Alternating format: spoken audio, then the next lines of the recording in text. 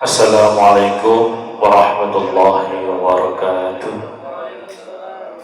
Bismillah, alhamdulillah, wassalatu wassalamu ala rasulillah, la hawla wa la quwata illa billah. Allahumma salli ala sayyidina Muhammad wa ala ali sayyidina Muhammad.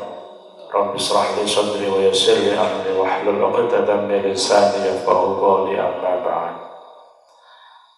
Wonten ngarsanipun para alim, para kiai-kiai, para guru-guru sedaya ingkang kula mulyakaken, renangkong dumateng panjenenganipun Simbah Kyai Haji Haryanto ugi putranipun Mas Fikri ingkang tansah kita mulyakaken, sahabatku Ketua Pimpinan Cabang Gerakan Pemuda Ansor Kabupaten Jepara, sahabat Ainul Mahfud yang saya hormati, beserta sahabat sekretaris dan jajarannya yang hadir pada kesempatan kali ini, pada sahabat-sahabat Ketua Pimpinan Anak Cabang Melonggo, Bang Sri, Pakes Aji dan sekitarnya yang rawuh atau yang diwakili pada kesempatan kali ini, beserta seluruh teman-teman ranting yang hadir pada kesempatan malam yang baik ini.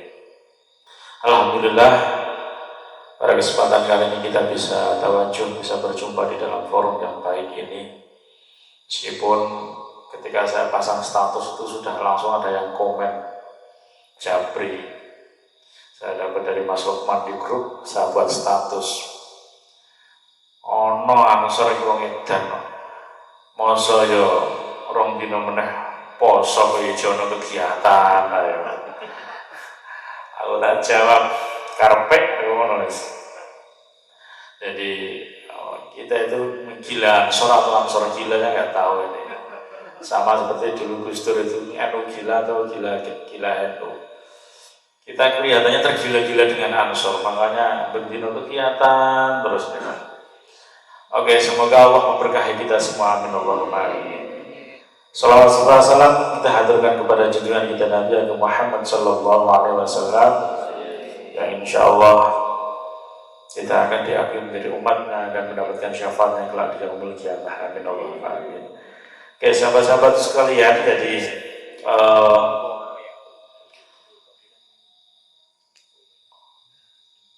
15 menit, wah malah cocok ini. Apa-apa yang ngomong-ngomong kok malah ikut 15 menit, malah tak cocok. Karena punjul ya, ditambah sidik. Oke, waktu aku ngenteni jam 12 ning kono iki nembok ngomong 15 menit. Santai aja. Oke, mari diskusinya diperpanjang. Oke. Apa itu? Jadi iya. Saya datang ke sini pertama ngomongin kemandirian organisasi. Saya pikir ini kayak nguyai segoro gitu. Saya nguyai segoro karena apa? Karena tahun 2013 saya pertama kali khidmah di PW Ansor Jawa Tengah. Itu waktu itu sekjennya masih Mas Bowo, sekretarisnya Mas Jabir. Itu pertama kali saya melakukan kunjungan ke daerah itu ke PEC Jepara. Waktu itu masih Mas Japong mau ganti Mas Kholil. Itu saya melihat laporan persiapan, laporan pertanggungjawaban menjelang konvercap waktu itu, ngeri ya. Yang jadi aset kok miliaran, yang jadi aset kok miliaran. Ini saya pikir, maka ketika beberapa hari yang lalu teman-teman ada yang datangi saya di Semarang untuk ngaturi rawuh, apa ya ora keliru tema saya membincangkan tentang kemandirian organisasi kok nek Jepara iki lah kaya nguyai segoro. Gak ada PC se-Jawa Tengah bahkan se-Indonesia yang asetnya miliaran seperti di PC Jepara ini. Tapi asetnya labet baru kayak tekan PC itu tekan apa ora gak ngerti gitu. Jadi maka kemudian karena deger-deger kok baru kayak orang tekan PC, ya ini ya wis lah bismillah mangkat ini ya gitu. Oke, jadi yang kedua teman-teman, kalau tadi saya sambil menunggu forum ini, barusan saya buka akun akun YouTube-nya Ansor Jepara. 1 bulan yang lalu kalau tidak salah, 1 bulan atau 4 bulan yang lalu diupload videonya Mas Ketua ngomongin tentang SDM. Itu 4 bulan yang lalu.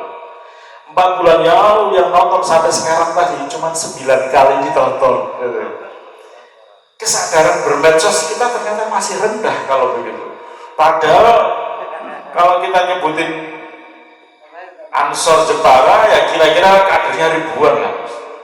Karena kira-kira per PAC-nya bisa ratusan kali sekian PAC, ribuan kader kita. Tapi Pak Ketuanya pidato sambutan ngomongin tentang SDM di akunnya Ansor Jepara. Kalau nggak bisa cek, aku bandroin. Ini subscribe-nya agak lumayan 300 berapa itu, tapi yang nonton Pak Ketua ini berapa? 9 kali 1 bulan yang lalu. Masya Allah. Dari sini kemudian kita mau mulai berpikir sahabat-sahabat sekalian. Kalau kita ngomongin kemandirian organisasi di dalam dunia yang sudah sangat cepat berubah, maka ngomongin kemandirian itu kan ngomongin ketergantungan kita sebenarnya. Sejauh mana kita tidak bergantung pada sesuatu yang lain. Saya alhamdulillah mendampingi Gus Solah selama beberapa tahun terakhir, saya merasakan betul betapa kemudian kita itu marwahnya terjaga karena kita memiliki kemandirian. Meskipun kadang ya keloro-loro, tapi alhamdulillah itu luar biasa yang kita jalankan. Nah, maka menciptakan kemandirian itu tidak lain dan tidak bukan adalah bagaimana kita tidak memiliki ketergantungan kepada siapapun. Meskipun kita paham betul ya, kolaborasi itu penting. Ke depan kita tidak mungkin berjalan sendirian. Kita harus kolaboratif terhadap stakeholder yang kita miliki. Maka di dalam salah satu materi penting di PKL itu kan menganalisa siapa kawan dan siapa lawan. Mana kawan yang bisa kita ajak kolaborasi, mana lawan yang harus kita antisipasi. Ini menjadi bagian penting. Maka kemandirian itu juga akan terbentuk ketika kemudian kolaborasi. Tetapi kolaborasi yang bagaimana? Kolaborasi yang tercipta itu bukan karena kita bergantung kepada stakeholder kita. Kita tidak bergantung kepada sesuatu yang di luar kita. Kita mandiri. Mandiri secara organisasi, mandiri secara finansial, mandiri secara pengetahuan, mandiri secara SDM. Kita memiliki kemandirian itu. Sehingga kemudian kita memiliki bergaining yang cukup. Kita tidak menjadi follower, tetapi kita menjadi trendsetternya. Kita menjadi yang diikuti, bukan mengikutnya di dalam arus perubahan yang terus berubah ini. Nah, untuk menciptakan kemandirian organisasi itu mesti diawali dan berangkat dari kemandirian individu, sahabat-sahabat sekalian. Paling tidak berproses untuk menjadi mandiri di dalam individu-individu itu. Karena ketika kemudian personal branding yang akan kita buat di dalam sebuah organisasi ini belum mapan, maka ya akhirnya mewabah kepada yang lain sehingga kemudian menciptakan ekosistem tidak kemapanan itu, tidak kemandirian itu. Nah, maka menjadi penting bagaimana kita paling tidak menuju kemandirian itu. Bukan mentalitas pengekor, bukan mentalitas follower. Kita itu mentalisnya harus menjadi mentalitas trendsetternya. Kalau di dalam konteks finansial ya kita menjadi entrepreneur, itu menjadi penting. Dan pengalaman Jepara sangat luar biasa. Banyak teman-teman menjadi entrepreneur di Jepara ini, banyak tokoh-tokohnya, banyak senior-senior kita di Ansor yang kemudian memang memiliki menjadi bakat alamnya Jepara itu memang begitu beda dengan tempat saya di Demak. Bakat alamnya ya seni sawah atau kerja pabrik gitu. Tapi bakat alamnya Jepara itu memang entrepreneur. Teman-teman saya sejak di pondok dulu di Futuhiyah, teman-teman di Jogja di Maskara kalau nggak salah, itu memang mentalnya mental entrepreneur. Dan mental ini yang kemudian ketika kita bawa ke organisasi itu menjadi satu soliditas yang sangat kuat.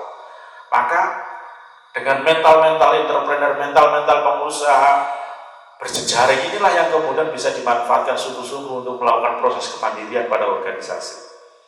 Di ruang itulah kemudian organisasi, lembaga yang kita cintai ini, ansor yang kita cintai ini, kemudian ada di dalam ekosistem global. Ada di dalam ekosistem global yang hari ini juga terus berubah. Dalam bahasa kerennya, kita ada di era 4.0, ada di perubahan arus teknologi keempat. Ya, jadi pertama itu masa Renaissance dulu, kemudian penemuan mesin uap, kemudian radio, kemudian ada telepon. Itu dulu di era pertama itu munculnya Eropa baru itu, sampai adanya penjajahan, kemudian pada 2.0, 3.0, dan kita ada di 4.0. Beberapa dunia baru sekarang sudah mulai pada 5.0. Amerika, Cina itu sudah bertarung di level 5.0. Nah, kita ada pada level ini. Artinya apa? Kebermanfaat teknologi harus sungguh-sungguh diupayakan. Kita tidak mungkin menciptakan kemandirian itu tanpa kemudian meniscayakan teknologi.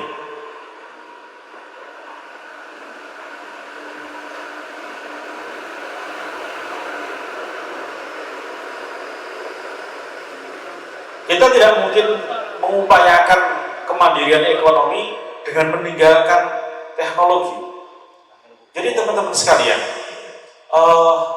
anak-anak milenial atau bahkan anak-anak generasi Z, kalau milenial itu yang lahir tahun 82, saya milenial 82 sampai tahun 99, 2000. Setelah tahun 2001 ke sini namanya generasi Z. Mereka itu sekarang logika pikirnya, anak-anak yang generasi Z terutama, ini beda dengan generasi saya atau bahkan di atas saya. Kalau dulu itu orang itu kerja ya 5 hari atau kerja 6 hari, liburnya 1 hari, dapat gaji tetap, tunjangan ada, sudah itu cukup. Kalau anak-anak ini milenial atau bahkan generasi Z, kerjanya itu bayangannya sekarang itu ya kerjanya cukup 1 hari, tapi liburannya 6 hari. Itu logika generasi Z. Bahkan kemudian kalau perlu bisa kerja sambil jalan-jalan. Kalau kita kan nggak bisa jalan-jalan sambil kerja, nggak mungkin. Jadi ya harus konsen di dunia kerja. Kalau di jalan-jalan sambil kerja nanti ingat pekerjaan. Nah, anak-anak generasi Z ini kalau dulu, ini dulu lagi, KTP kita itu paling ada beberapa jenis pekerjaan yang muncul di situ. PNS, non-PNS. Non-PNS biasanya itu kalau malu menyebutkan pekerjaannya ditulis wira swasta. Gini apa betul? Lo gimana soalnya wira swasta?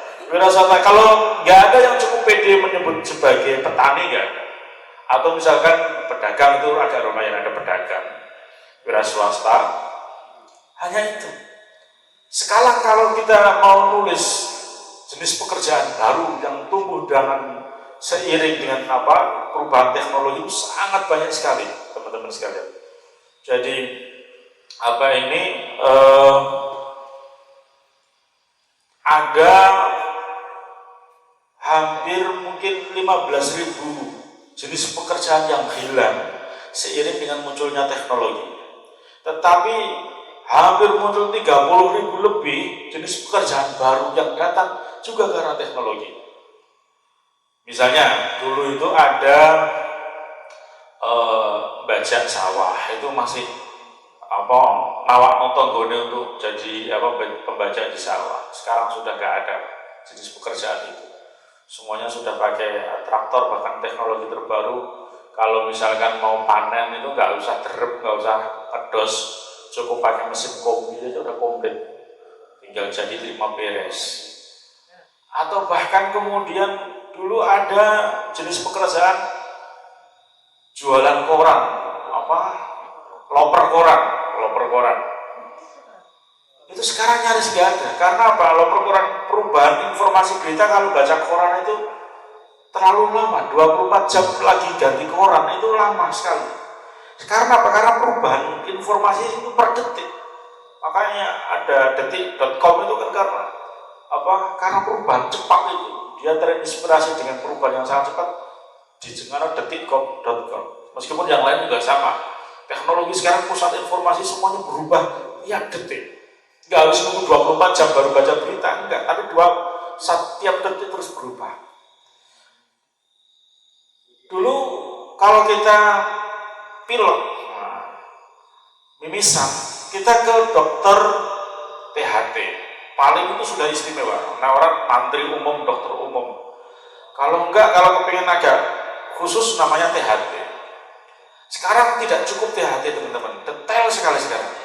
THT itu telinga, hidung, tenggorokan. Kemudian kalau ngomong penyakit telinga misalnya, telinga itu sekarang dokternya dokter khusus telinga, bukan THT. Telinga itu lebih khusus lagi, ada namanya telinga laki-laki atau telinga perempuan, karena strukturnya beda. Telinga laki-laki misalnya, telinga laki-laki itu telinga kanan atau kiri. Telinga kanan atau kiri, misalkan taruhlah telinga kanan. Telinga kanan anak usia berapa? Itu beda strukturnya. Jadi lebih detail. Pengetahuan sekarang semakin detail. Sehingga kemudian ini perubahan yang sedemikian cepat ini harus kita respon, sahabat-sahabat sekalian. Kalau kemudian tidak, ya maka kita akan ya biasa-biasa aja, nunggu nanti Mas Ainul ganti, percap lagi, begitu lagi. Ya ritmenya akan begini-begini saja. Kalau bahasa beliau tadi, kita tidak akan melakukan kerja monumental. Weh, Mas Ainul tadi gitu. Karena biasa, biasa, dan kita akan ditinggalkan oleh sejarah kalau kita biasa-biasa saja. Maka teknologi perubahan, teknologi informasi yang sangat cepat ini menjadi tantangan bagi kita sekaligus sebagai peluang. Apa yang mesti harus kita lakukan? Salah satunya tadi sudah disampaikan Mas Moderator. Bagaimana kemudian kita menjadikan Ansor ini menjadi jejaring bisnis. Meskipun itu bukan tujuan utama kita.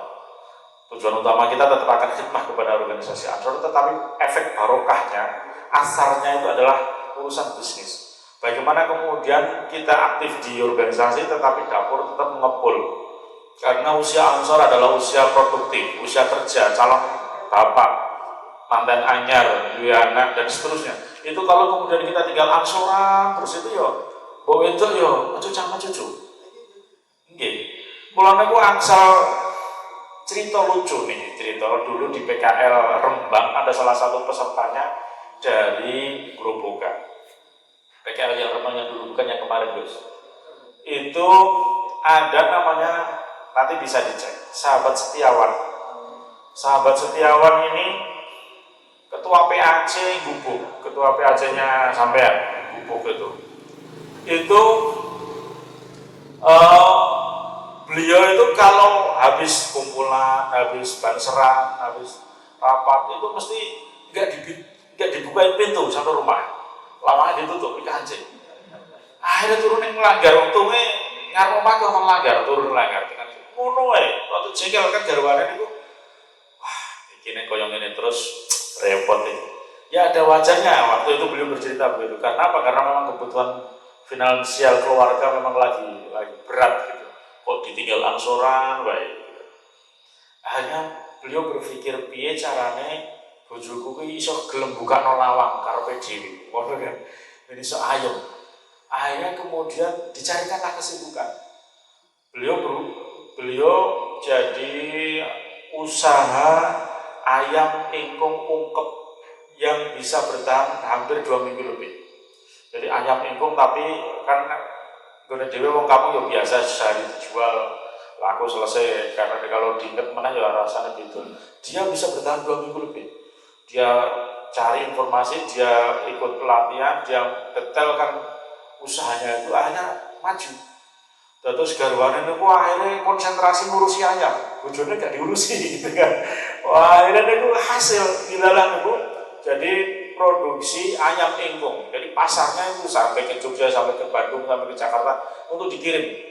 Dulu cuman dibungkus pakai daun, sekarang sudah pakai oil itu aluminium foil oil. Itu udah awet. Bumbunya juga masuk, rempah-rempahnya enak, rasanya bagus gitu. Nah, akhirnya pada saat jagongan sama suaminya itu, Mas, kok sampai nggak rapat-rapat teh gitu kan? Kapan-kapan rapat nih gini lah, pada ansor baca dijak rapat nih gini. Lah kok bu, kanone daharannya wis daharan kok aku sih tanggung, malah gara-gara malah tenang itu namanya Mas Setiawan. Wah, akhirnya kemudian apa? Sekarang jadi sekretarisnya Harsono, sekretaris Sabang. Iya, Setiawan itu, ini nego grup itu apa? Humas Unisula, sekarang jadi Humas Unisula. Saking sibuknya di Unisula, beliau sekarang ini akan ditinggalkan di kayak nombong ke usahanya. Jadi apa itu teman-teman sahabat-sahabat sekalian? Artinya apa?